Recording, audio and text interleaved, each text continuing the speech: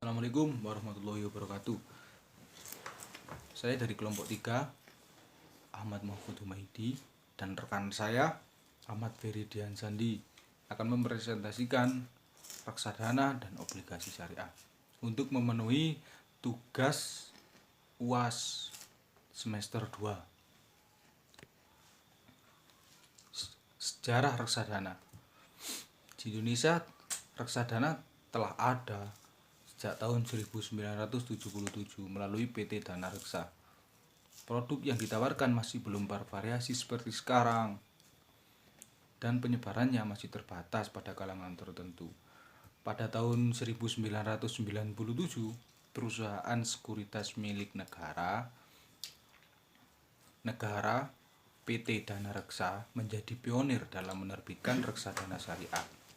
Reksadana menjadi instrumen pasar modal pertama yang beroperasi sesuai syariah Islam dan sebagai langkah awal lahirnya pasar modal syariah. Tahun setelah hadirnya reksadana syariah, PT Dana Reksa kembali mengeluarkan instrumen lagi, yaitu berupa JII atau Jakarta Islamic Index, sebuah badan indeks saham syariah. Indeks ini memperdagangkan saham-saham perusahaan pilihan dengan ketentuan prinsip operasinya tidak bertentangan dengan syariah Islam. Perkembangan reksadana baik konvensional maupun syariah tidak terlepas juga dari kehadiran Undang-Undang tentang Pasar Modal Indonesia Nomor 8 Tahun 1995. Juga telah diluncurkannya pasar modal syariah oleh Bapepam yang bekerja sama dengan DSN atau Dewan Syariah Nasional yang diawasi langsung oleh DPS atau Dewan Pengawas Syariah. Diharapkan dengan munculnya badan-badan di atas agar semua pihak yang terlibat di pasar modal merasa dilindungi hak-hak masyarakatnya dari praktek perdagangan yang merugikan. Selanjutnya pengelola dan bentuk sifat reksadana.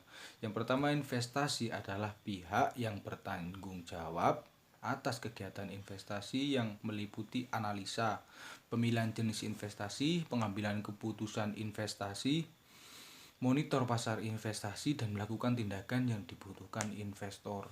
Manajer investasi dalam hal ini dapat berupa perusahaan efek atau PT yang bergerak dalam reksadana maupun perusahaan khusus sebagai perusahaan manajemen investasi. Yang kedua, bank kustodian. Apa sih bank kustodian itu? Bank kustodian sendiri adalah bank yang bertindak sebagai penyimpan kekayaan atau safekeeper serta administrator reksadana. Dana yang terkumpulkan bukan merupakan bagian kekayaan dari manajer tersebut maupun bank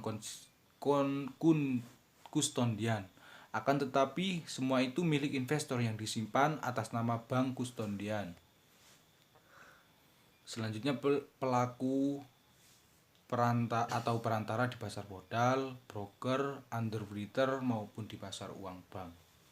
Selanjutnya, presentasi kali ini akan dilanjutkan oleh sahabat saya Ahmad Feridian Sandi. Saya persilahkan. Saya Ahmad Feridian Sandi akan melanjutkan presentasi dari sahabat saya Ahmad Mahfud Humaydi.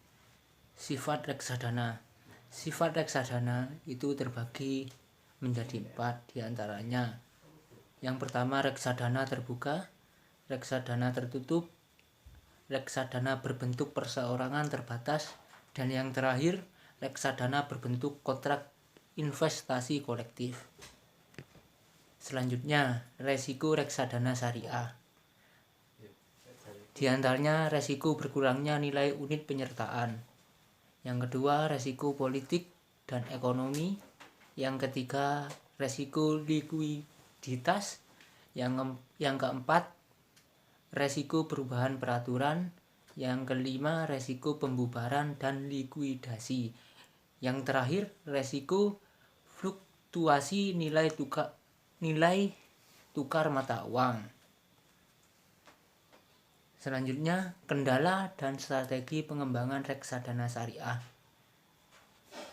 Yang pertama, reksadana relatif dikenal hanya pada kalangan tertentu, terutama pada investor yang akan menanamkan modalnya dan masyarakat yang mempunyai kepentingan terhadap keberadaan reksadana syariah, sehingga reksadana syariah masih relatif kurang dikenal oleh masyarakat pada umumnya.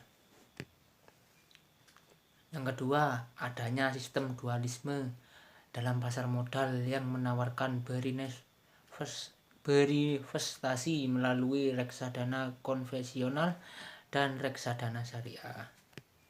Selanjutnya, obligasi syariah.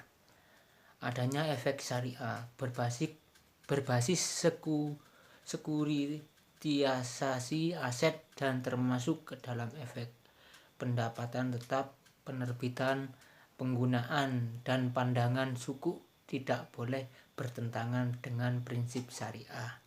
Tujuannya, penerbitan suku antara lain untuk pembiayaan dan pengembangan perusahaan. Selanjutnya, jenis dan peringkat obligasi syariah. Yang pertama, obligasi mudharabah. Yang kedua, obligasi ijarah. Yang ketiga, obligasi istisna. Sekian dari kelompok 3, kurang lebihnya saya Ahmad Ferry dan Mahfud Humaidi. Mohon maaf yang sebesar-besarnya. Wassalamualaikum.